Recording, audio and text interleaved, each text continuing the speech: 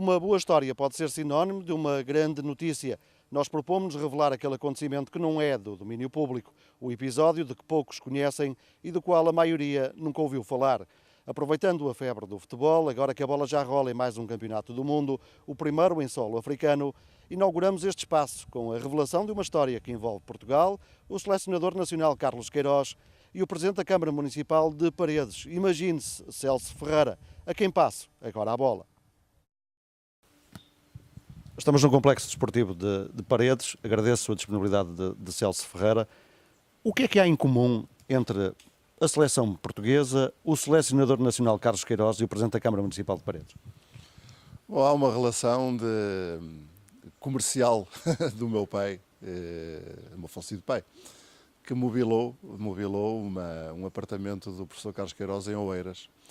E desde essa altura, durante alguns anos, desenvolveu-se uma relação de amizade entre eles e alguns episódios mais engraçados comigo particularmente, um episódio muito interessante, envolvendo na altura a seleção, mas sobretudo uma relação que começou por um fornecimento de mobiliário, como tantas outras empresas o fazem no Concelho de Paredes, há tantas personalidades conhecidas, mas que deu num encontro muito engraçado em Milão, em 1993.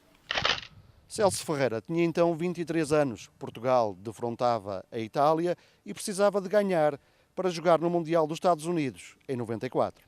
E então eu recordo que nessa altura um grupo de amigos, colegas da universidade, resolvemos empreender uma viagem que eu ainda hoje guardo com saudade, pela camaradagem, pela amizade, pela espetacularidade da viagem, mas também porque tudo correu bem. Uma viagem que nós não sabíamos quantos quilómetros teria, e recordo que pegamos numa régua e medimos a distância entre Porto e Lisboa, que dava 3 centímetros, e portanto fomos calculando por ali fora até chegarmos à cidade de Milão e dava 1600 quilómetros pelas nossas contas.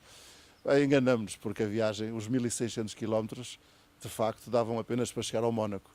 E nós ficamos a perceber no Mónaco que nos enganamos em 600 quilómetros para cada lado.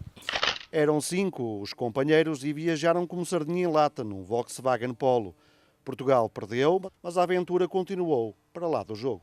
Nós somos portugueses e, portanto, os portugueses têm esta mania do desenrasque. E nós, à saída do estádio, resolvemos improvisar, porque estava uma fila enorme na autoestrada que nós tínhamos de seguir, e nós tomamos a decisão de sair da autoestrada porque, como bons portugueses, haveríamos de encontrar uma alternativa. Bom, claro está que nos perdemos. Perdemos-nos em Milão, nos arredores de Milão, à meia-noite.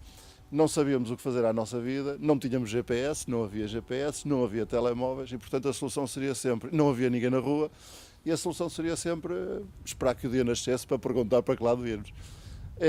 Eis quando aparece um autocarro seguido, rodeado de várias motos da polícia, e eu disse, vamos seguir aquele autocarro, porque aquilo deve ser a seleção, que vai para o aeroporto, e a autoestrada que nós queremos é a autoestrada do aeroporto.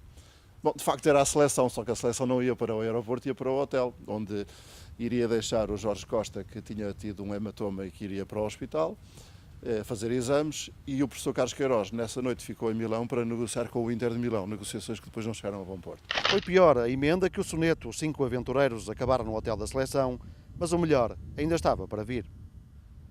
E eu recordo naquela altura que me apresentei ao professor Carlos Queiroz e disse que era filho, naturalmente, de uma pessoa que ele conhecia, e ele perguntou-me, então, mas você está cá a estudar? Eu disse, não, nós viemos ver o jogo. Então vão connosco no avião. Não, nós viemos de carro e daqui a pouco vamos para Lisboa.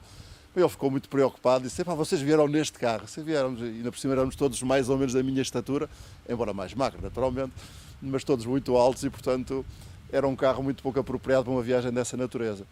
Mas foi particularmente interessante porque ele disse, então esperem aí, venham connosco porque nós vamos para o aeroporto e vocês venham atrás de nós. E falou com a polícia, falou com o responsável da polícia e tratou-se logo de tudo. E portanto nós saímos do hotel com 2 ou 3 motas na frente, o autocarro, nós atrás e mais 2 ou 3 motas atrás. E quando chegamos ao aeroporto, o autocarro entrou para um lado e a polícia levou-nos à autoestrada pelo outro. Portanto, tivemos um tratamento VIP, no meio de uma derrota daquelas, tivemos um tratamento VIP. E depois daí até Lisboa foram 6 dias, porque como não tínhamos muito dinheiro, tínhamos de ir por estradas nacionais e, portanto, parávamos em tudo quanto era cidade. E paramos em Génova, paramos em Mónaco, paramos em Montpellier, paramos em Marselha, Montpellier, Perpignan, Barcelona, Madrid, até que chegamos a Lisboa. Foi uma aventura para mais tarde recordar, mas que hoje dificilmente se repetiria, devido ao custo de vida. Éramos estudantes e, portanto, não podíamos gastar muito dinheiro. Eu recordo que fizemos a viagem toda, cada um com 35 contos, ou seja, 175 euros. Eu creio que hoje, com o custo de vida e sobretudo com os custos das portagens e dos combustíveis, eu creio que hoje, se calhar, 500 euros por pessoa não chegariam. Mas, na altura, também me recordo que nós passámos 6 dias a comer bolachas, praticamente, bolachas e hambúrgueres. Era o que podíamos comprar, era o que podíamos pagar. Nem sequer nenhum de nós tinha cartão de crédito e, portanto, se precisássemos também não tínhamos essa possibilidade. Foi uma viagem muito bonita, foi um ambiente de camaradagem. Ainda hoje nos encontramos de vez em quando para umas almoçaradas típicas de antigos alunos e esta história vem sempre à baila porque foi uma viagem única. Celso Ferreira, muito obrigado, agradeço uma vez mais a disponibilidade e assim chegamos ao fim deste espaço, prometendo regressar em breve com um novo convidado e uma outra revelação.